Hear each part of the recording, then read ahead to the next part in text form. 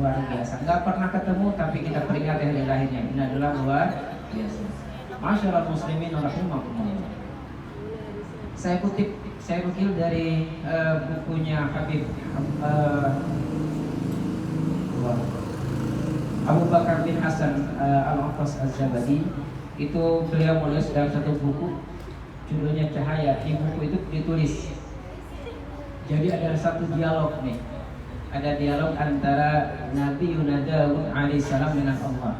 Kata Daud gini kepada Allah, "Ya Allah, nikmat apa yang paling kecil di sisimu?" Kata Daud.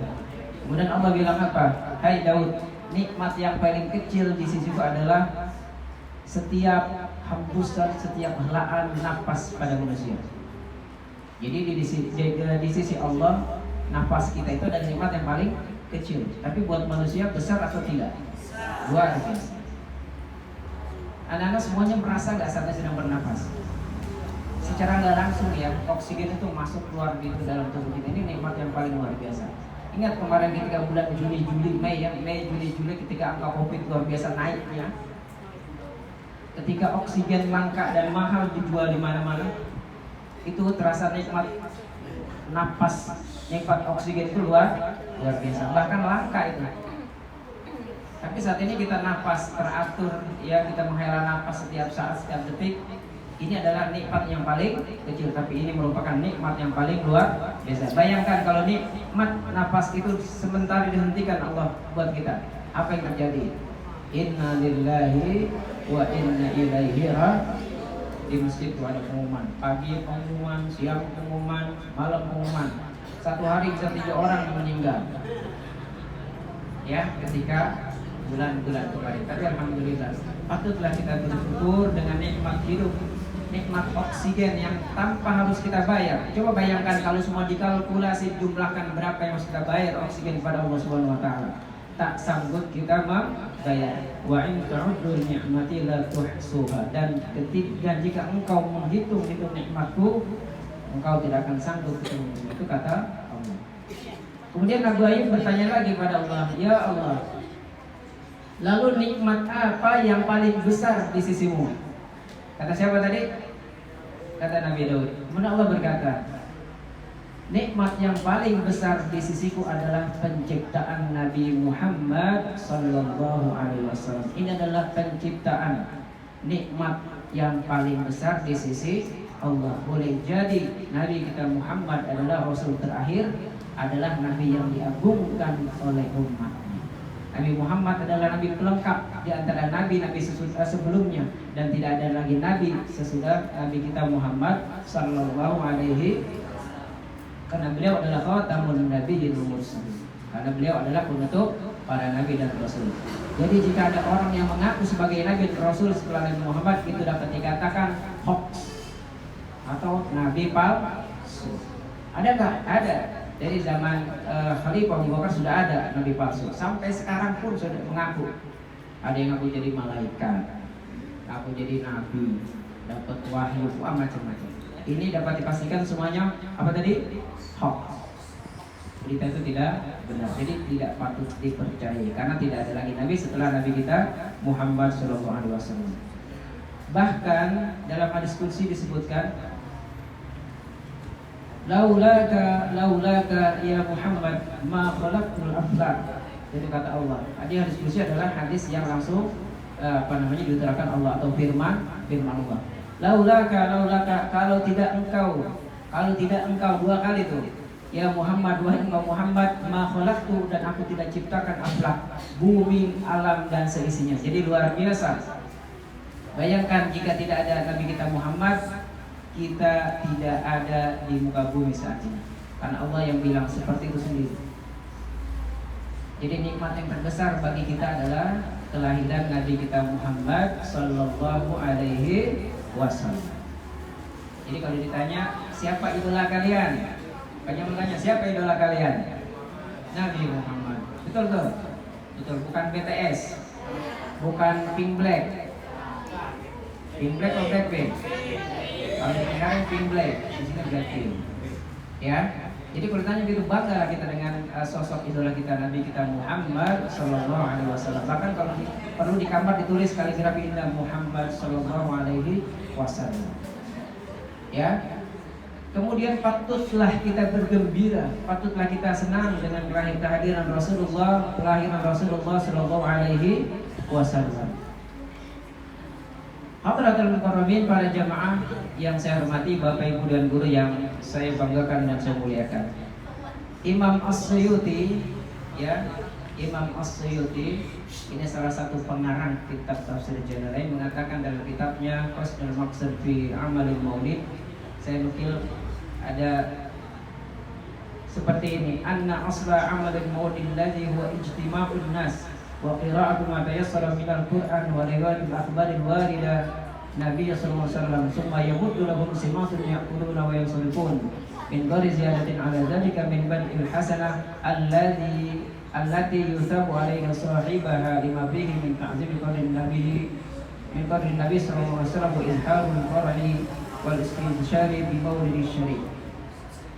Jadi Imam As-Suyuti ini hidup di tahun 1400-an ya. Beliau meninggal di tahun 1500-an Masehi. Ini sudah memberikan cara kita memperingati kelahiran Rasul. Bagaimana cara kita memperingati kelahiran Nabi kita Muhammad SAW? Ada yang tahu bagaimana cara kita memperingati hari Rasul? Ada yang tahu nggak sih siapa? Yang paling sederhana apa? Bagaimana cara kita memperingati hari Rasul? Ada yang tahu? Dengan cara melaksanakan maulid. Di mana kita laksanakannya? Di masjid, di musholla, di sekolah atau dimanapun kita berada. Itu setiap tanggal 12 Rabiul Awal sebelum dan sesudahnya, itu umat Islam bil khusus di Indonesia itu merayakan maulid Nabi Sallallahu Alaihi Wasallam. Bagaimana cara kita melaksanakannya? Kata Imam As-Suyuti, anna aslal maulid alladzi huwa ijtima'un nas. Jadi yang asal dari peringatan, cara memperingati hari Rasul adalah ijtima'un nas, mengumpulkan manusia dengan cara ini. Makanya banyak acara maulid itu mengundang orang banyak. Di musholla, di masjid, diumumin sampai Jumat. Besok ada maulid di Masjid At-Taibin, penceramahnya Ustadz Anu, korenya Ustadz ini. Itu ya. Seperti ini yang kita lakukan. Ijtima'un nas, kita berkumpul dalam satu tempat yang mulia, mengumpulkan orang banyak. Anak-anak, siswa-siswi, bapak ibu dan guru eskul semuanya, kemudian karyawan dan tenaga pendidikan berkumpul dalam satu tempat, namanya ijtima'un nas, kita berkumpul. Kemudian yang kedua, Imam As-Suyuti itu menjelaskan lagi bagaimana cara kita memperingati maulid Nabi. Yang kedua adalah wa qira'atu ma tayassara minal Qur'an. Kemudian hendaklah ketika memperingati kelahiran Rasul kita membaca qira'atu ma tayassara minal Qur'an, membaca Qur'an. Tadi udah dibacakan. Kemudian di rawi juga kita baca rawi itu sebelumnya ada Quran, inna fatahna laka fathan mubina. Kemudian tadi juga dibacakan oleh siswi kelas 8. Teman-teman buat siswi kelas 8 yang tadi hafal Quran tadi. Tepuk tangan buat mereka bertiga tadi saya baca. Oke, ini sudah bagian dari pelajaran kita di sekolah kita. Jadi ada tasmih bagi siapa yang hafal juz 30, mudah-mudahan 30 juz itu dapat beasiswa. Alhamdulillah ya, nikmat itu. Kita baca ayat Quran, biasanya ada qori juga baca Quran. Ini bagian dari peringatan Rasul. Kemudian yang ketiga adalah qira'atu riwayatul akhbar al-waridah an-nabiy sallallahu alaihi wasallam. Jadi baca riwayat Rasulullah sallallahu alaihi wasallam. Apa yang kita baca biasanya? Qissatul Maulid apa yang dibaca? Adalah biasanya Al-Barzanji, kemudian Maulid Tiba, Simtud Durah dan sebagainya. Ini adalah bagian dari kita menghormati Rasul dengan membaca kisahnya melalui Qissatul Maulid yang sudah kita punya. Umumnya bacanya Barzanji ya, mungkin kalian belum banyak kenal ya. Tapi yang sudah ngaji mungkin di pengajian itu baca Maulid Barzanji setiap malam Jumat atau malam Senin atau malam Minggu atau setiap malam apa saja biasanya dibaca. Termasuk di pengajian ibu-ibu juga, di pengajian bapak-bapak juga. Walaupun tidak peringatannya Maulid, ini yang namanya baca Maulid itu di Indonesia luar biasa. Orang mau nikah malam makan baca Maulid. Orang tasyakuran baru anaknya lahir, akikahan baca Maulid. Peringatan Maulid Nabi baca Maulid. Semuanya dibaca. ya dibaca dengan Qissatul Maulid Al-Barjaji maupun yang lain. Ini adalah cara yang ketiga yang disarankan oleh Imam As-Suyuti. Kemudian Tsumma yamuju lahum simatun yaquluna wa yansharifun. Kemudian para panitia biasa menyediakan makanan, yamuddu lahum ta'aman. Atau di sini simatun ta'am. Biasanya kalau di perayaan Maulid itu pada bawa besek. Nah, ini yang sudah kalian lakukan semuanya, bawa besek masing-masing dua. Ini alhamdulillah. Ya, ini juga tradisi yang sejak dulu orang tua kita jalankan. Dulu zaman saya masih kecil tahun 80-an, saya tinggal di Tanah Koja dari Kesambi. Terus setiap ada perayaan Maulid itu dari maghrib saya sudah datang ke masjid.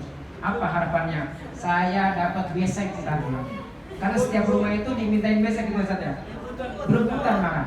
Nanti itu besek ini udah apa namanya, kita nggak dengerin, nggak peduli dengan bicara, orang masih kecil ya, berbeda. Yang kita apa namanya pengen itu berkatnya, beseknya. Dapat tuh anak-anak dibagiin duluan. Pulang di jalanan dibuka, nggak di rumah, di jalanan. Lu dapat apa? Gua dapat serpetan. Tahu serpetan? Serpetan itu adalah buntut bandeng gitu Ustaz sekarang ya. Lu dapat apa? Gua dapat helm. Helm apa helm? Helm itu pala bandeng. Lu dapat apa? Gua dapat pentungan. Apa pentungan? Paha ayam. Itu cerita luar biasa. Kenapa? Karena sekali lagi perayaan Maulid Nabi di Indonesia lebih khusus, ini luar biasa semaraknya. Apalagi dengan makanan-makanan yang disajikan. Bahkan di daerah tertentu di Jawa atau di mana gitu, kemarin saya lihat di medsos itu ada bapak-bapak bawa bekal makanan berkat itu pakai dijunjung tinggi. Subhanallah. Bahkan saya pernah Maulid di daerah Bintaro, itu saya punya teman waktu di pondok, itu beseknya itu pakai apa gede banget. Kalau sini besek kecil Bu ya, apa kecil. Kalau suruh pakai yang besek besar, itu nggak kolot kita makan, kalau orang bilang nggak kolot, nggak habis. Karena jadi sekali lagi apa yang sudah dianjurkan, yang diterangkan oleh Imam As-Suyuti benar terjadi di Indonesia. Setiap pelaksanaan Maulid minimal snack itu ada dikasih, kayak seperti yang kalian dapat minuman mineral, roti, apalagi dapat tadi biskuit, gorengan. Itu ada, artinya panitia atau yang melaksanakan Maulid Nabi memberikan makanan, yamuddu lahum simatun. Mereka memberikan makanan. Belum lagi mungkin yang di depan hidangannya beda. Nanti begitu pulang beseknya beda lagi. Subhanallah, berkah perayaan Maulid Nabi Sallallahu Alaihi Wasallam. Saya ingat betul tahun 80-an saya masih di Tanah Koja. Jadi kalau kemana-mana ada Maulid di Tanah Koja datang, Maulid di Pondok Randu datang, Maulid di Tanah Kojanya Ustaz Asgar saya datang juga. Jadi memang berkah bulan Maulid. Kenapa? Karena saya dapat mengumpulkan besek sebanyak-banyak. Dan ini kayaknya nggak kalian dapat saat ini. Karena buru-buru sekarang kalian mau Maulid Nabi ya. Kalau kita dulu senangnya luar biasa. Saya nggak tahu kalau di Karangtengah Ustaz Residen. Kalau bulan Maulid jarang makan nasi ya. Jarang masuk makan apa? Makan berkat. Yo, ada kepala sekolah dulu zaman beliau kecil bulan Maulid jarang makan nasi, tapi makannya berkat atau besek. Kenapa sebut berkat tahu nggak kalian? Bapak saya bawa berkat, mas saya bawa berkat, kenapa berkat? Karena makanan yang disajikan itu penuh berkah. Sudah didoakan, ditahlilkan, ditakbirkan, ditasbihkan, tapi yang kalian makan itu penuh keberkahan. Boleh jadi kalian tumbuh, ya, kalian besar karena sering makan berkah. Orang tua saya dulu, ya, ketika nggak tahlil saya suruh tahlil. Kenapa? Karena kita berkah. Karena makan berkah satu besek aja itu kita berlima, berempat sama adik sama kakak itu udah sumbernya luar biasa. Sepotong dipocer-pocer. Dipocer-pocer. Ya mas saya ngatur tuh, lu ini, jadi begitu. Luar biasa itu berkat, itu nikmat berkat itu luar biasa. Maka jadilah kalian pemburu berkah. Berkah. Nanti ada berkat nggak nih panitia? Ada. Sudah disampaikan sama Buna. Berkatnya ada. Jangan takut. Semuanya dapat, ya semuanya dapat. Tapi khusus panitia dan kepala sekolah dapat yang 2. Nih. MC berapa MC? 3. Ini. Penceramah 5. Iya. Hadirin hadirat rahimakumullah. Kemudian apalagi yang disampaikan oleh Imam As-Suyuti dalam kitabnya Maqsad fi Amalil Maulid. Yang berikutnya adalah tadi panitia menyediakan makanan untuk dibawa pulang gitu ya, atau dimakan di tempatnya. Quluna wa yansurifun. Min ghairi ziyadatin, itu yang terjadi ketika perayaan Maulid. Jadi kita ngumpul dalam satu tempat, baca Quran, baca Qissatul Maulid, ya, berjanji atau riba dan sebagainya.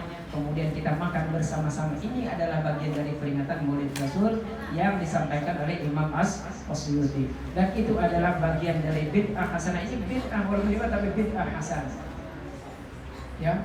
Kemudian apa pahalanya kalau kita melaksanakan Maulid? Yusabu 'alaiha sahibaha lima fihi min ta'zimi qadrin Nabi sallallahu alaihi wasallam. Kemudian orang yang melaksanakan Maulid nanti akan diberikan yusabu majhul, ya. Itu akan diberikan pahala baginya orang yang melaksanakannya lima fihi di dalamnya min ta'zimi. Kenapa? Karena sudah mengagungkan kelahiran Rasulullah sallallahu alaihi wasallam. Ya. Jadi kita melaksanakan kelahiran Rasul dengan penuh gembira, dan ini bagian daripada anjuran. Bahkan di Al-Quran disebutkan dalam Quran surah Yunus, qul bi fadlillahi wa bi rahmatihi fa bidzalika falyafrahu. Itu Quran surah Yunus ayat 57. Ya, qul katakanlah bi fadlillahi dengan keutamaan Allah, dengan nikmat Allah, wa bi rahmatihi dengan rahmat Allah, fa bidzalika maka dengan itu keduanya falyafrahu maka bergembiralah kalian. Ibnu Abbas mengatakan kata fadlullah itu adalah ilmu Allah. Jadi bersyukurlah kita menjadi manusia yang berilmu. Kenapa? Karena ilmu dari Allah. Wa ma utitum minal ilmi illa qalila, dan tidak ada ilmu yang disampaikan Allah kecuali sedikit. Jadi ilmu kita lebih, tidak ada lebihnya daripada ilmu Allah. Kemudian apalagi kita gembira wa bi rahmatihi dengan rahmat Allah. Rahmat Allah di sini tafsirnya adalah menurut Ibnu Abbas adalah kelahiran atau kedatangan Nabi kita Muhammad sallallahu alaihi wasallam. Bahkan disebutkan dalam ayat lain, wa ma arsalnaka illa rahmatan lil alamin, dan tidak aku kirim engkau hai Muhammad rahmatan kecuali rahmat bagi seluruh alam. Bahkan Imam Baidawi dalam tafsir Baidawi disebutkan arti kata rahmatan lil alamin ini adalah diutusnya Nabi adalah menjadi sumber kebahagiaan dan kebahagiaan bagi kehidupan kita di dunia. Jadi sekali lagi kelahiran Rasul, munculnya Rasul, adanya Rasul Muhammad SAW adalah bagian daripada kebahagiaan kita umat manusia. Bahkan tadi disebutkan oleh perhiasan kita, apa yang terjadi kalau Rasulullah Muhammad SAW tidak dilahirkan? Mungkin tidak ada Islam, tidak sampai Islam ke Indonesia, tidak ada sanawiyah, tidak ada aliyah, dan sekali lagi tidak ada lagi kehidupan beragama, yaitu agama Islam di Indonesia. Hadirin hadirat yang berbahagia, saya kutip lagi dari kitab yang dikarang Syekh Nawawi Banten Al-Jawal Banten. Ini disebutkan dalam kitab Qawaid Tubyan. Itu disebutkan bahwa cinta Rasul adalah bagian daripada cabang iman, min syu'bil iman. Cabang iman itu ada 77 cabang dalam kitab Penutupyan. Cabang yang ke-14 adalah hubbun Nabi sallallahu alaihi wasallam. Jadi kalau iman kita mau baik, kita harus cinta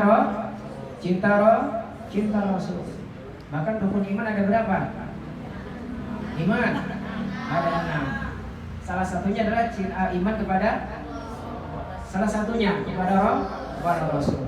Itu berarti kalau kita tidak percaya itu diragukan iman kita. Kenapa? Karena indikator atau tanda kita iman itu kepada Allah, kita cinta Rasul.